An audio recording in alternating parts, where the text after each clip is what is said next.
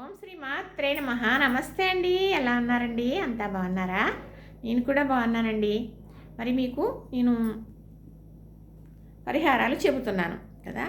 చాలామంది చూస్తున్నారు, చాలా బాగా చెప్పారు అని అంటున్నారు. అయితే పైసా ఖర్చు లేకుండా మనం ఇంట్లో చేసుకోవచ్చు. పూర్వీకులు పెద్దవాళ్ళు అలా చేసేవారు. మా పెద్దమ్మలో, మా అత్తయ్యలో, మరి మన నానమ్మ అంటే నాకు తెలియదు కానండి, అమ్మమ్మ తెలుసు నాకు. తర్వాత పెద్దమ్మలు అంటే బాగా పెద్దవాళ్ళండి. ఇప్పుడు నేనే పెద్దదాన్ని, 50 సంవత్సరాలు 54 సంవత్సరాలు దాటిన దాన్ని. అయితే వాళ్ళ దగ్గర తెలుసుకున్న దాన్ని, అది తెలుసుకుని మరి నేను పిల్లలకి చేసిన దాన్ని 10 మందికి చెప్పేదాన్ని. అది మీకు తెలిస్తే చాలా సులువుగా చేసుకోగలుగుతారు అని. సమస్య ఇచ్చిన దేవుడు పరిష్కారం కూడా ఇస్తాడండి. అది మనుషులు మానవుళ్ళు అనేటప్పటికీ మనిషి నుంచి మనిషికే వస్తుందండి.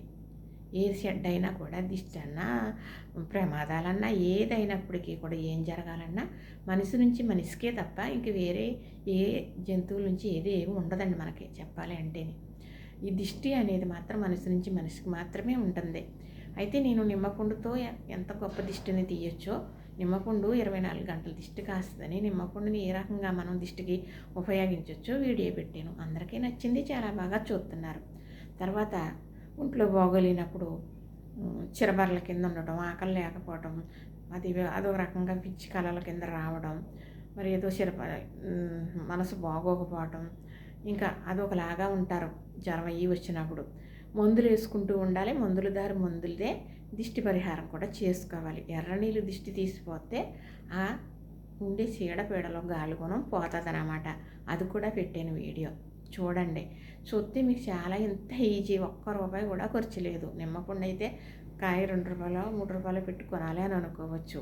ఈ ఎర్ర నీళ్ళకి ఇంకా మాత్రం కూడా లేదండి. కొంచెం సర్పు, కొంచెం పసుపు వేస్తే 1 లీటర్ నీళ్ళలో ఎర్ర నీళ్ళు అయిపోతాయి. అందులో కొంచెం తలెంటుకలు, ఒక 3 ఎండుమిరపకాయలు, పిటుకుడు ఇప్పుడు కళ్ళుప్పు వేసి ఆ మనిషికి దిగదుడుసమని చెప్పాను. అది పట్టుకెళ్ళి ఎక్కడన్నా రోడ్డు పక్కన పోసేసి వచ్చేస్తే, బాగా ఎక్కువగా ఉంటే 3 రోజులు చెయ్యాలి. లేదు అనుకుంటే ఒక రోజు చేతిలోకి తేలికయింది, ఆకలిగా ఉంది, నీరసం అయిపోయాడు మనిషి అంటే దోషం పీడ పోయినట్లే. అందుకని ఇంక అక్కర్లేదు, మరునాటికి తెలిసిపోతుంది బాగా ఆకలే, నీరసం తగ్గి. చెప్పాను, ఆ వీడియో పెట్టాను, చూడండి. చూస్తే మీకు ఎవరికైనా మనుషులు మనం ఈరోజు అవసరం రాకపోవచ్చు, రేపు పొద్దున రావచ్చు. మన ఇంట్లో పిల్లలు ఉండొచ్చు, పెద్దవాళ్ళు ఉండొచ్చు. 3 నెలల పాపాయి నుంచి మరి అలాగే 60-70 ఏళ్ళ వరకు వయసు గారు వారు, ఆడవారైనా మగవారైనా అందరూ కూడా పరిహారాలు చేసుకోవాలి కూడా. చేసుకుంటేనే పిల్లలనేవి పోతాయి. అయితే మరి అవి చెప్పాను కదా. ఈరోజు మన ఇంటికి దిష్టి, మన ఇంట్లో వాళ్ళకి దిష్టి ఎవరన్నా వచ్చి వెళ్ళిన తర్వాత ఇంట్లో బాగాలేదనో, ఏదో కలతనగా ఉన్నదనో, చాలా రకాలుగా ఉంటూ ఉంటుంది. అది మన ఇంట్లో మన పిల్లలేగా కావచ్చు, వేరే ఊళ్ళో ఉన్నారనుకోండి, మన ఇంటికి వచ్చి 10 రోజులు ఉండి వెళ్తారనుకో, అలాంటప్పుడు కూడా మనకి ఇబ్బందిగానే అనిపిస్తుంది. ఇవన్నీ ఏదైనా ఏ పీళ్ళైనా ఇలాంటి పీళ్ళు పోవాలి. మన ఇంటికి వచ్చిన వారు వాళ్ళు వచ్చి వెళ్ళారు, వాళ్ళు చూసి వెళ్ళారు, వాళ్ళు వచ్చిన తర్వాత ఏదో ఇలాగ ఉంది బాగాలేదు అంటే వాళ్ళు కావాలని వాళ్ళు చేశారని కాదు. వాళ్ళకు కూడా వచ్చిన ఏమన్నా పీళ్ళు ఉంటే మనకి ఇంటి దగ్గర జరుగుతాయి అన్నమాట. అందుకని వాళ్ళు ఎక్కడెక్కడో వెళ్ళి రావచ్చు, వాళ్ళు వచ్చేటప్పుడు ఏదో వాళ్ళకి తగలొచ్చు, అది వాళ్ళకే తెలియదు, వాళ్ళ వల్ల వచ్చిందని మనకే తెలియదు, ఎందుకో తెలిసి సఫర్ అవుతూ ఉంటాం కదా. ఎవరిని నిందించే కాదు ఇవి, అది అనుకోకుండా జరిగాయి. కాబట్టి ఏం చేయాలంటే చక్కగా మనం అద్దిల్లైనా కానీ, సొంత ఇల్లైనా కానీ, ఏ ఇల్లైనా బూడిద గుమ్మడికాయ ఎప్పుడు నిత్యం గుమ్మానికి కట్టే ఉండాలండి. మన గుమ్మం ఎదురుగా కట్టే ఉండాలి. అది ఎప్పుడైతే బూడిద గుమ్మడికాయ మనం గుమ్మానికి ముందుగా ఉందో, మన ఇంటికి వచ్చే వ్యక్తిని స్కానింగ్ తీసినట్లుగా వాళ్ళలో ఉన్న చెడుని, వాళ్ళలో ఉన్న ఏమన్నా పేళ్ళు అయ్యి ఉంటే అది అక్కడి నుంచే వెనక్కి పంపేసి తీసేసుకుని బూడిద గుమ్మడికాయ మనకి మంచిగా ఉండేటట్టు చేసి బూడిద గుమ్మడికాయ కుళ్ళిపోద్దండి. తెలుసా మరి? మన ఇంటికి ఎవరన్నా వచ్చి అతిథులు వెళ్ళారనుకోండి, వాళ్ళు వెళ్ళి వెనకాల బూడిద గుమ్మడికాయ కుళ్ళిపోద్ది. ఉదాహరణ, సేమ్ మాకు జరిగే సిచ్యువేషన్ మీకు చెబుతున్నాను. అదెవరో మన ఇంట్లో పిల్లలైనా సరే వచ్చి వెళ్ళారనుకోండి, వాళ్ళు వెళ్ళిన తర్వాత బూడిద గుమ్మడికాయ కుళ్ళిపోతుంది. ఎందుకంటే ఏదన్నా పీడలు జరగకుండా ఆ బూడిద గుమ్మడికాయ తీసేసుకుందన్నమాట. అలాగా అతిథులు వచ్చి వెళ్ళినా అలాగే మా బాబు వచ్చి వెళ్ళిన తర్వాత బూడిద గుమ్మడికాయ కుళ్ళిపోద్దండి. తీసేసి వెంటనే మనం అదే రోజు అది పాడేసి మళ్ళీ కొత్త కాయ తెచ్చేసి పెట్టేయాలి. మొన్న మా చిన్న పాప వచ్చి వెళ్ళిందండి. వెళ్ళిన తర్వాత బూడిద గుమ్మడికాయ ఏంటి కొంచెం అనిపిస్తుందని చూశాను. వాసన కింద అనిపించింది. అది బూడిద గుమ్మడికాయ స్మెల్ వస్తుందని, చెడు వాసన ఏమి రాదు అనేటప్పుడు బాగానే ఉంది అనుకున్నాం. చాలా ముదరకాయ పెట్టామండి. పెట్టేప్పుడే 8 నెలలు 10 నెలలు అయింది. ఈసారి చాలా రోజులు వచ్చింది. అయితే మా పాప వచ్చింది, వెళ్ళిపోయింది. 10 రోజులు అవుతుంది. ఈ రోజు చూస్తే కాయ అయితే పాడైపోయింది.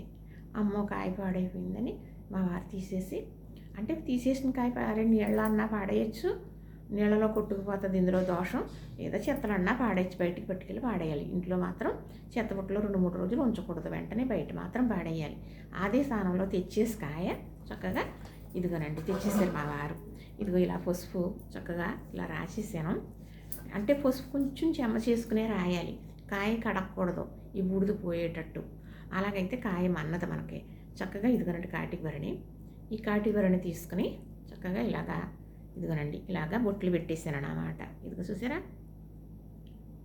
ఇదిగోనండి చక్కగా ఇలాగా బొట్లు పెట్టేశాను. బొట్లు పెట్టేశాను కదా, ఇప్పుడు ఇది ఇలాగా బుట్లో పెట్టేస్తానండి.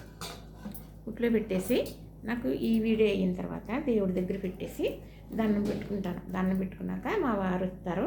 వచ్చిన తర్వాత ఇలాగ కుర్చీ వేసుకుని ఇలాగ యాంగిల్కి తగిలించేస్తారన్నమాట అండి. ఎప్పుడు కూడా బూడిద గుమ్మడికాయ గుమ్మాన కట్టే ఉండాలి. మన అద్దిల్లా సొంత ఇల్లా అనొద్దు. మనం ఉన్నం చేపు మన ఇల్లే, అద్దిల్లైనా మన ఇల్లులాగే చూసుకుంటాం కదా. మరి అప్పుడు మనం అద్దె కడుతున్నాం కాబట్టి మనం ఉన్నం చేపు మనదే. అద్దిల్లన్నా సొంత ఇల్లన్నా ఒకటేనండి. సమస్యలు రాకుండా ఉండవు కదా. వచ్చినవి మాత్రం మనం పరిష్కరించుకోవాలి. వచ్చిన సమస్యని మనమే పరిష్కరించుకోవాలి. చక్కగా గుమ్మడికాయ అలాగే ఎప్పుడైనా ఎవరన్నా వచ్చి వెళ్ళిన తర్వాత కుళ్ళిపోయింది, పాడైపోయింది అంటే నీళ్ళు జారకూడదండి కిందకి. పోయిన తర్వాత కిందకి నీళ్ళు పడతాయి, అవి పడకుండా చూసుకోవాలి, మంచిది కాదు. అయితే చక్కగా మనం ఆ రోజే తీసేసిన తర్వాత ఈ ఉట్టుతో సహా పాడేస్తారు చాలామంది. ఈ ఉట్టు ఉంది కదండి, ఇది ఇలా ఉంది కదా, ఇలా తీసుకెళ్ళిపోయి పాడేస్తారు కార్లు అయ్యి.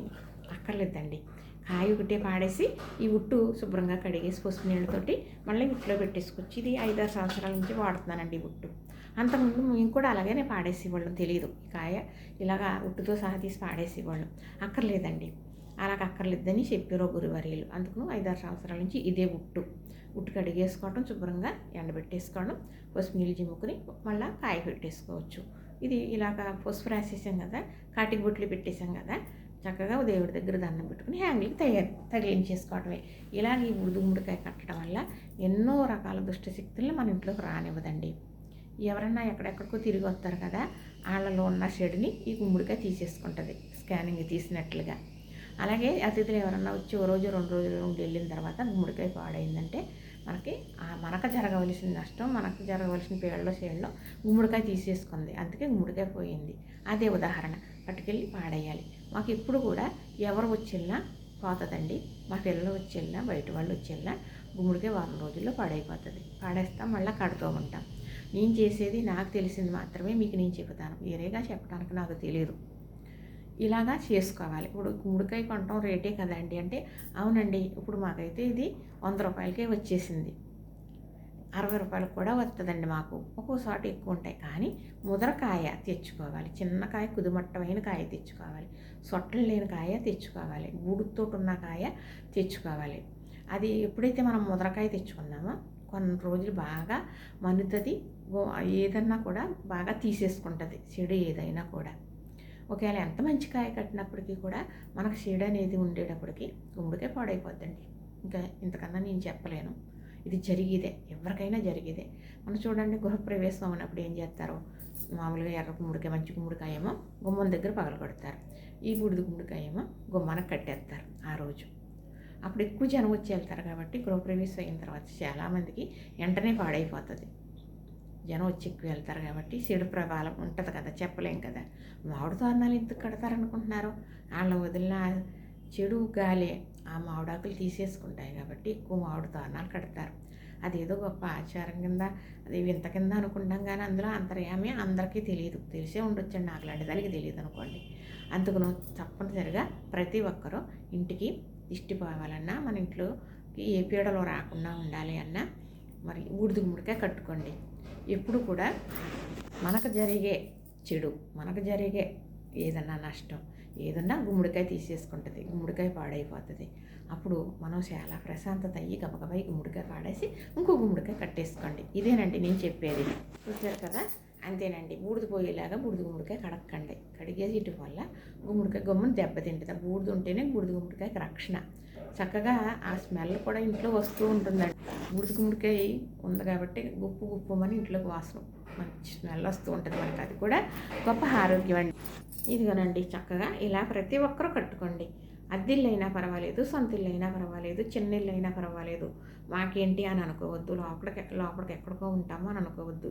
మీరు వీధి గుమ్మం బయట బూడిద గుమ్మడికాయ కట్టుకోవడం వల్ల చాలా దుష్టశక్తుల్ని మనం తప్పించుకున్న వాళ్ళు అవుతామండి. ఇదే మీకు నేను చెప్పేది. నచ్చిందా మరి? ఈ వీడియో నచ్చిందని అనుకుంటున్నానండి. లైక్ చేయండి, షేర్ చేయండి, సబ్స్క్రైబ్ చేయండి.